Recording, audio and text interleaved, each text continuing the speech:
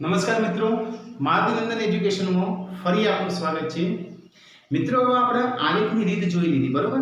હવે આપણે એક નવી રીત જોવા જઈએ, આદેશની રીત.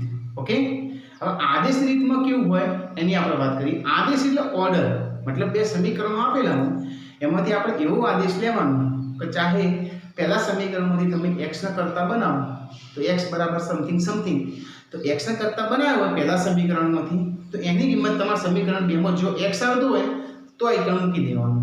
અને ઇન કેસ કદાચ તમે સમીકરણ 2 માંથી x ના કરતા બનાવ્યો હોય, ઓકે, તો એ x ની કિંમત તમારા સમીકરણ 1 માં જો x આવતો હોય તો મૂકી દેવાનું.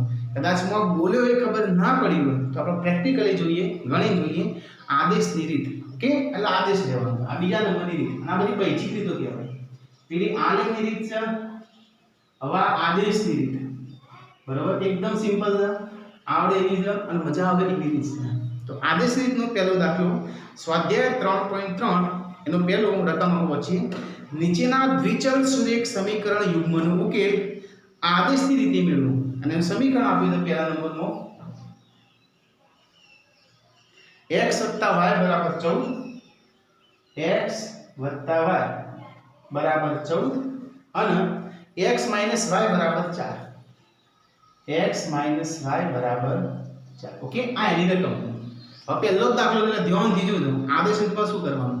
સૌથી પહેલા તો સમીકરણ 2 એવા આપણે નામ આપી દઈએ. આન્સર તો x + y = 14 અને આપણે સમીકરણ 1 કહી દઈએ. ઓકે, અને x - y = 4 અને સમીકરણ 2 કહી દઈએ. હવે આદેશ કેવો લેવાનો? આદેશ મતલબ એક જાતનો ઓર્ડર. આપણે ઓર્ડર એ બોલીએ કે સમીકરણ 1 માંથી આપણે y ને કરતા બનાવીએ. આમાં કોઈ ફિક્સ નહીં, x ને બનાવો તો x ને, y ને બનાવો તો y ને. ઓકે, તો સમીકરણ 1 પરથી હું y ને કરતા બનાવું. સમીકરણ 1 પરથી હું y ને કરતા બનાવું તો y = 14. એ તો પહેલા લખી દેવાનું, y = 14 અને આ પ્લસ x બરાબર ની પેલી બાજુ જાય તો માઈનસ x. અને સમીકરણ 3 આપી દેવાનું. અને સમીકરણ નંબર આપણે સમીકરણ 1 માંથી y ના કરતા બનાવ્યા, બરોબર. હવે આદેશ કેવો છે, ઓર્ડર કેવો છે કે જે સમીકરણમાંથી તમે y ને કરતા બનાવ્યા એ જ y ની કિંમત સમીકરણમાં નહીં મૂકવાની. જે થાળીમાં ખો એ થાળીમાં તમારે થૂંકાય, છેદ કરે ના કરે. સમીકરણ 1 એ તમને y ની કિંમત આપી છે તો y ની કિંમત સમીકરણ 2 માં મૂકવાની. આ તમારો આદેશ છે. ખબર પડી? તો y ની કિંમત આ y ને કરતા બનાવે તો y ની, x ને કરતા બનાવે તો x ની, બરોબર. y ની કિંમત સમીકરણ શેમાં મૂકવાનું? 1 માંથી તમે કરતા બનાવે તો 1 માં નહીં મૂકવાની. y ની કિંમત સમીકરણ 2 માં મૂકવાની. સમીકરણ 2 માં મૂકતા, ચલો મૂકાવો સમીકરણ 2 માં. તો સમીકરણ 2 માં જો y આવે તો આટલું લખવાનું, બાકી બધું એમ ના. x માઈનસ તો માઈનસ. ઓકે, y હવે y નહીં લખવાનું તો કૌંસમાં કિંમત લખી દેવાની. કઈ આપી દે y ની જગ્યાએ? 14 - x. 14 - x એટલે y ની કિંમત તમે મૂકી અને બરાબર 4 એમના. ઓકે, આનું સોલ્યુશન કરો એટલે તમને x મળી જાય. ચલો કૌંસ ખોલીએ તો x - 14. ઓકે, આ માઈનસ માઈનસ પ્લસ x બરાબર 4. ઓકે, આ x આગળ પ્લસ ના x આગળ પ્લસ તો x ને x એટલે 2x, બરાબર. બરાબર તરત બરાબર લખું 4 અને માઈનસ 14 શું એ બરાબર ની પેલી બાજુ લખી દો એટલે પ્લસ 14 થાય. તો 2x બરાબર 14 4 18. ઓકે, તો x બરાબર 18 ભાગ્યા 2 થાય. x બરાબર 18 ભાગ્યા 2. 18 ભાગ્યા 2 એટલે x બરાબર 9. અને 9 * 18 થાય ને, 18 એટલે 9 * 18 2 ઉડી જાય. તો x ની કિંમત મળી ગઈ. ઓકે, અને આ x ની કિંમત સમીકરણ 3 માં ઓલવેઝ મૂકવાનું રાખવાનું. કોઈ મૂકો તોય ચાલે, કોઈ મૂકો તોય ચાલે, પણ આ બનાવેલું રેડીમેડ તૈયાર છે, y ને કરતા બનાવેલું છે એટલે સમીકરણ 3 માં મૂકવાનું, આગળ રાખવાનું. તો x ની કિંમત આ સમીકરણ 3 છે ને, સમીકરણ 3 માં મૂકતા, સમીકરણ 3 માં મૂકતા. ચલો સમીકરણ 3 માં મૂકીએ તો કેવું લખાય? y બરાબર 14 અને માઈનસ x. તો x નહીં લખવાનું પણ x ની જગ્યાએ લખાય 9, બરાબર. તો y બરાબર 14 માંથી 9 જાય 5. તો આ તમને y મળી ગયો. અને છેલ્લે અડધો માર્ક્સ, હજી દાખલો પૂરો નહીં થયો, અડધો માર્ક્સ એક લીટી લખવાનું કે સમીકરણનો ઉકેલ ગણ કેવો? તો અહીંયા લખી દેવાનું કે સમીકરણનો ઉકેલ ગણ અને ગણમાં લખાય ગણની અંદર x y બરાબર x, તો x ની કિંમત 9 અને y ની કિંમત 5, એટલે કે 9 5 ગણ પૂરું અને અહીંયા છે. આ દાખલા આલેખની રીત કરતા સહેલા, જેમ સ્ટેપ બાય સ્ટેપ આ ચેપ્ટરમાં જશો ને એમ રીત સહેલી આવશે. સૌથી પહેલી ઓકવર્ડ હતી ને આલેખની રીત, એ તમને ઓકવર્ડ લાગી કે ના લાગી એ તમારા સમજણ શક્તિ પર ડિપેન્ડ કરે છે. જો એ સહેલી લાગી હોય સમજી લો પાછળની બધી રીતો સહેલી. ઓકે, આલેખની રીત એનાથી સહેલી, આદેશની એનાથી સહેલી, લોભની એનાથી સહેલી ચોકડી ગુણાકારની. ઓકે, તો બીજા નંબરની આદેશ રીત કરવાનું કશું જ નથી. બે સમીકરણો લખવાના, ગમે તે સમીકરણમાંથી y અથવા x ના કરતા બનાવો. જે સમીકરણમાંથી તમે x અથવા y ના કરતા બનાવો એ જ y ની કિંમત એ સમીકરણમાં નહીં મૂકવાની. જે થાળીમાં ખો એ થાળીમાં છેદવાનું નહીં, બરાબર. બીજી સમીકરણની અંદર એ કિંમત મૂકી દો, સોલ્યુશન કરો એટલે ઘટક મળે અને ઘટકની કિંમત તમારા સમીકરણ 3 માં મૂકો બીજો ઘટક મળી જાય. ઓકે, કદાચ હું બોલ્યો ખબર ના પડી હોય તો એક વખત જોઈ લો.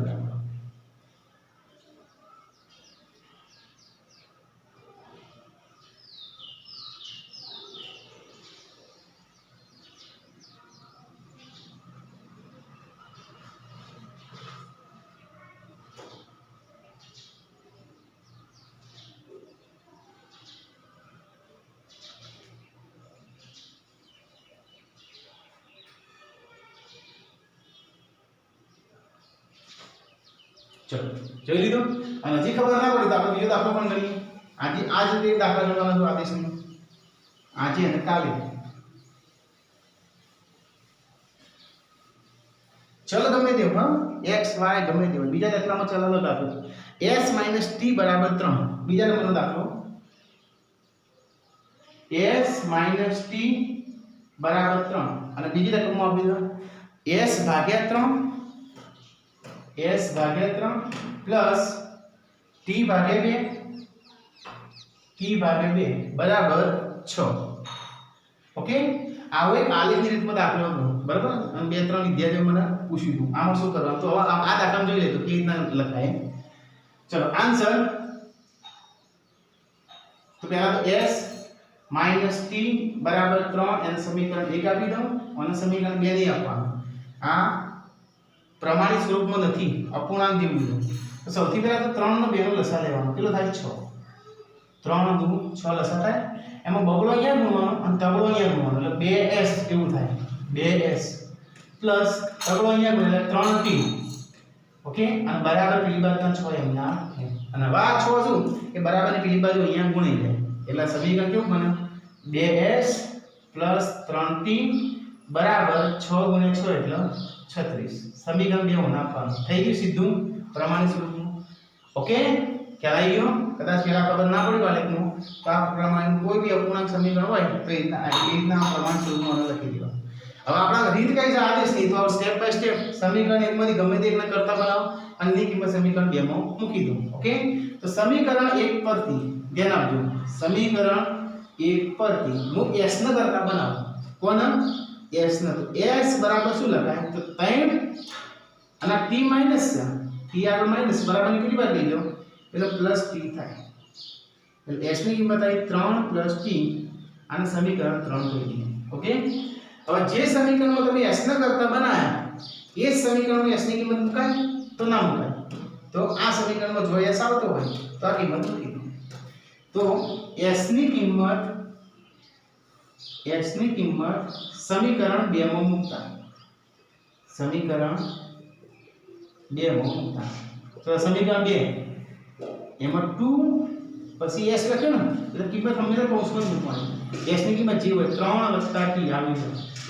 3 + t એટલે s ના લખવું પડે એની જગ્યાએ કિંમત મૂકી દીધી. બાકીનું બધું એમ ના +3t બરાબર 36. ઓકે, ચલો ગુણાકાર કરો. 2 કરી 6 પ્લસ 2 × t એટલે 2t પ્લસ 3t અને બરાબર 36. હવે t ની કેટલા થાય ગણો? 3t અને 2t ટોટલ કેટલા છે? 5t. તો 5t બરાબર 36 એમ ના અને સંખ્યા હતી 6 પ્લસ 6 બરાબર કેટલી બાદ લઈ લો એટલે -6. ઓકે, તો 5t બરાબર 36 માં 6 જાય તો 30.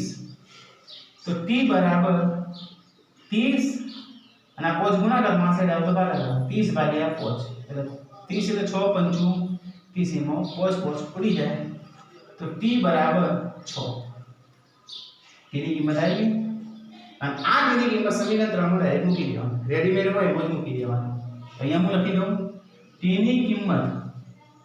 ની કિંમત જો પણ મૂકી દઉં સમીકરણ 3 માં મૂકતા તો સમીકરણ 3 માં t ની કિંમત મૂકો તો કેવું લખાય s બરાબર 3 વત્તા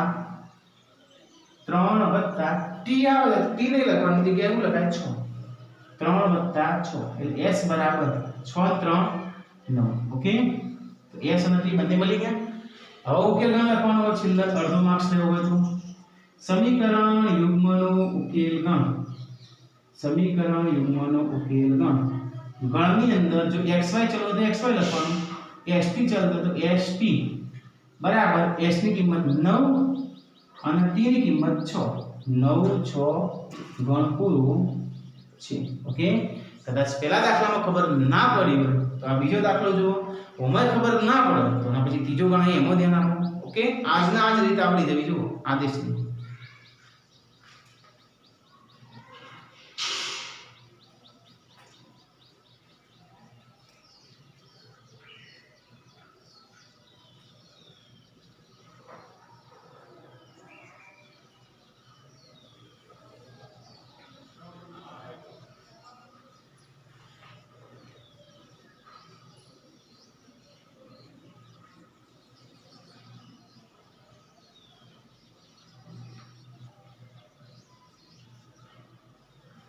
चलो જોઈ લીધું હવે ત્રીજા નંબરનો દાખલો જોઈએ આપણે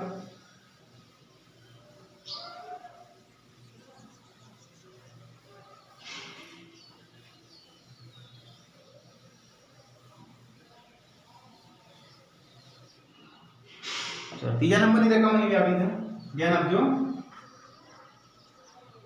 3x y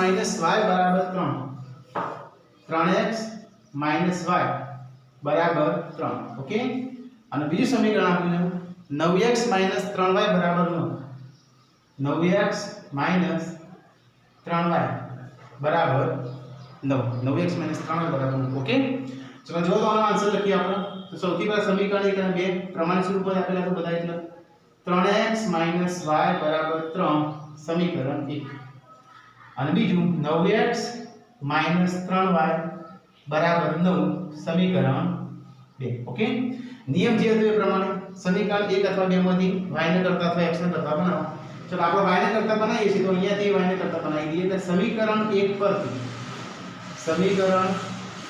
પરથી ओके चलो -y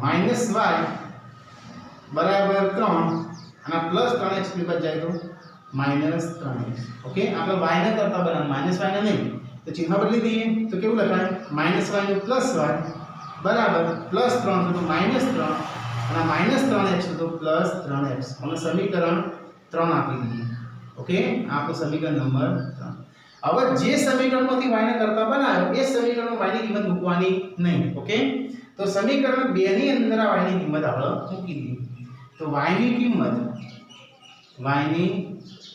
કિંમત સમીકરણ 2 માં મૂકતા समीकरण 2 में मुक्ता चलो समीकरण 2 में मुकावा तो समीकरण 2 में केवू लख्યું છે 9x ओके -3 એટલે સ્ટોપ થઈ જવાનું -3 પછી આવે y આવે તરત કૌંસ કરી દેવાના કિંમત મેળ દેવાની -3 + 3x ओके એટલે y જતો રહ્યો અને બરાબર પાછળ 9 આપ્યા ઘણા વિદ્યાર્થીઓ જો આ બરાબરના પાછળ જે ઓકળો આપ્યો હોય ને લખવું ઉતાવળમાં ભૂલી જાય બરોબર એટલે જવાબ નહીં આવતો તો બધું ધ્યાન રાખવાનું તમારે તો 9x माइनस प्लस 3 तरी 9 ओके माइनस गुण્યા प्लस એટલે माइनस 3 तरी 9x અને બરાબર કેવી બાજુ ओके હવે 9x આગળ પ્લસ છે અને 9x આગળ માઈનસ છે તો એ આ 9x ઉડી જાય તો અહીંયા વધ્યા 9 અને બરાબર અહીંયા વધ્યા 9 ઓમાં તો ના કોઈ x મળ્યો ના કોઈ y મળ્યો ओके તો ઘણા દાખલામાં આવું થાય હવે આનો મતલબ શું થાય 9 બરાબર 9 ગાણિતિક રીતે તો સત્ય સચ આનો મતલબ એવો થયો કાના ઉકેલ ગણ કેવા બે નથી જેમ અત્યારે આ કે ગણની અંદર xy બરાબર 2 5 આવી ના તો આ ઉકેલ ગણ કેવો કહેવાય કોઈ એક બિંદુમાં ટચ કરે છે ને x આમ બે બિંદુમાં અને y આમ cos બિંદુમાં ટચ કરે ને એ ટાઈપનો ઉકેલ થયો બરોબર. પણ આ ટાઈપનો આવો આપણા બંને બાજુ સરખા થતા એનો ઉકેલ ગણ અનંત કહેવાય. એક રેખા પર બીજી રેખા સંપાદિત થતી હોય ને એ ટાઈપનો. ઓકે, ખબર પડી ગઈ? આ બે આવતા હોય તો અહીંયા એક લીટી લખી દેવાની. તો ગાણિતિક રીતે 9 બરાબર 9 વિધાન સત્ય છે. ગાણિતિક રીતે આ વિધાન કેવું છે? સાચું જ છે ને? તો 9 બરાબર 9 9 બરાબર 8 હોય તો આ વિધાન ગાણિતિક રીતે સત્ય નથી. 9 ના 8 કહેવાય? ના કહેવાય. 8 નો 9 કહેવાય? ના કહેવાય. 9 નો 9 કહેવાય? કહેવાય. ઓકે, તો 9 બરાબર 9 એ વિધાન સત્ય છે. એટલે ઉકેલ ગણ કેવો કહેવાશે? અનંત ગણ. માટે સમીકરણનો ઉકેલ ગણ અનંત છે. આ બે દાખલા આગળ ગણે ને ઉકેલ ગણ કેવો કહેવાય? અનન્ય. કોઈ એક બિંદુમાં છેદતું હતું ને બિંદુનો જવાબ આપણે આવી ગયો તો ભાઈ x ની કિંમત આટલી અને y ની કિંમત આટલી. આ દાખલો કેવો છે? એનો ઉકેલ ગણ એક બિંદુ નથી, અસંખ્ય બિંદુઓ છે. એટલે આ ટાઈપનો જવાબ આવ્યો. ઓકે, જોઈ લો એક વખત.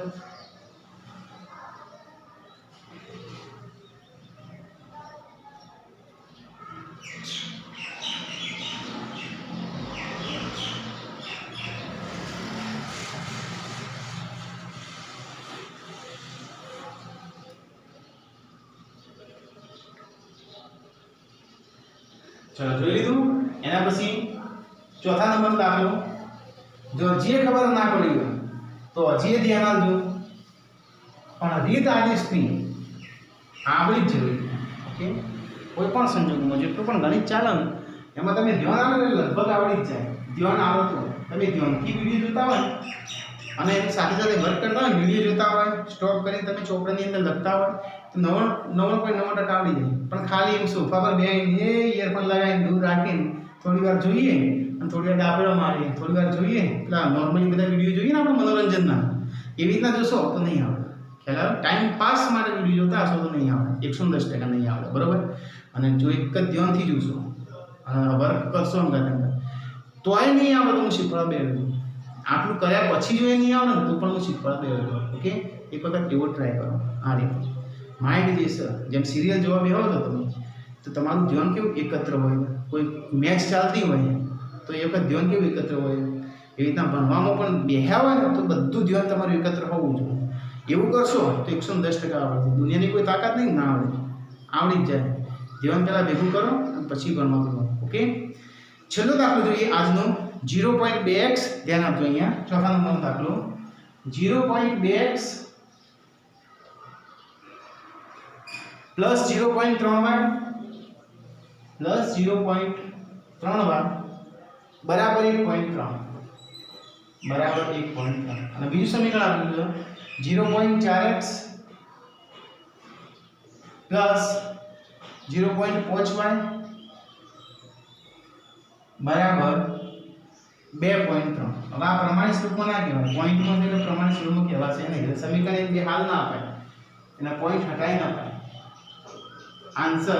આન્સરમાં જુઓ આ 0.2 છે એને 2/10 લખાય. પોઈન્ટ પછી એક જ ઓપડો છે ને એટલે એને 2/10 લખાય ઇન્ટુ x પ્લસ એવી રીતના 0.3 છે પોઈન્ટ પછી અહીંયા એક જ ઓપડો છે તો એને 3/10 લખાય અને y અને અહીંયા પોઈન્ટ પછી એક જ ઓપડો છે તો આને 13/10 લખાય. સેમ ટુ સેમ આ બાજુ કરાવો. ચલો પોઈન્ટ પછી એક જ ઓપડો છે એટલે આને 4/10 અને x લખાય પ્લસ અહીંયા પોઈન્ટ પછી 5 એટલે કે એક જ ઓપડો છે તો આને 5/10 અને y લખાય અને અહીંયા પોઈન્ટ પછી એક જ ઓપડો છે એટલે આને 23/10. ઓકે, તો 10 લસા લઈ લઈએ ડાબી બાજુ તો બંને 10 છે તો ગુણવાની જરૂર નથી. તો 2x 3y એમના એમ 2x 3y બરાબર અને અહીંયા 13/10 એમના એમ તો બંને બાજુ 10 10 ઉડી જાય. આમ નીચે છે અહીંયા ઉપર આવે તો ઉપર નીચે ઉડવાનું હતું ને તો મેં ડાયરેક્ટ ઉડાડી દીધો. ચલો એવી રીતના અહીંયા 10 લસા લઈ લો તો 4x 5y એમના એમ કારણ કે 10 જો ગુણાય છે બધી જગ્યાએ 10 10 જોઈને કોઈને જરૂર નથી અને 23/10 અહીંયા પણ આ 10 છેદમાં તો અહીંયા જે અંશમાં છે અંશનું છેદમાં ઉડી જાય તો ડાયરેક્ટ અહીંયાથી ઉડાડો 10 10 ઉડી જાય. હવે સમીકરણ એટલે બે તમે લખી શકો તો પહેલું સમીકરણ 2x 3y બરાબર 13 સમીકરણ 1 બરાબર અને બીજું 4x 5y બરાબર 23 સમીકરણ 2. ઓકે, જે નિયમ હતો એ નિયમ આપણે હેડીએ કે ગમે તે એકમાંથી આપણે x અથવા y ને કરતા બનાવીએ તો સમીકરણ એકમાંથી આપણે y ને કરતા બનાવીએ એવો આપણો રૂલ્સ છે આપણો દરેકનો નિયમ. સમીકરણ 1 માંથી ચલો સમીકરણ 1 માંથી આપણે 3y બરાબર 13 અને પ્લસ 2x ની બાદ જાય તો માઈનસ 2x. તો y બરાબર 13 માઈનસ 2x અને 3 ગુણાકાર માં છેડે આવે તો ભાગાકાર ભાગ્યા આ તમારું સમીકરણ નંબર 3. ઓકે, જે થાળીમાં ખો એ થાળીમાં છેદ થશે નહીં થાય. મતલબ સમીકરણ 1 માંથી તમે y ને કરતા બનાવ્યા તો એ y ની કિંમત સમીકરણ 1 માં મૂકવાની નહીં, તો મૂકવાની સમીકરણ 2 માં. તો અહીંયા હું લખી દઉં y ની કિંમત સમીકરણ 2 માં મૂકતા સમીકરણ 2 માં જો y આવે તો આટલું બધું લખી દેવાનું. ઓકે, 4x પ્લસ 5 મેં તરત કૌંસ કરી દીધું. y આવ્યો તો y ની જગ્યાએ શું લખાય 13 -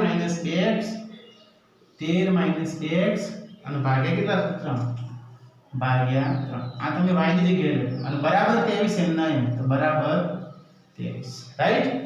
તો અહીંયા કેવું થશે 4x પ્લસ ચલો 5 ગુણ્યા 13 13 × 5 65 માઈનસ 5 દુ 10x અને ખાલી આ પહેલા સ્ટેપમાં નીચે તમારા આટલાના છેદમાં 3 આખી લીટી ના દોરાય. આ 4 ના છેદમાં 3 નથી, આટલા સ્ટેપમાં 3 છે એટલે એના નીચે લીટી દોરી બરાબર 3 બરાબર 23.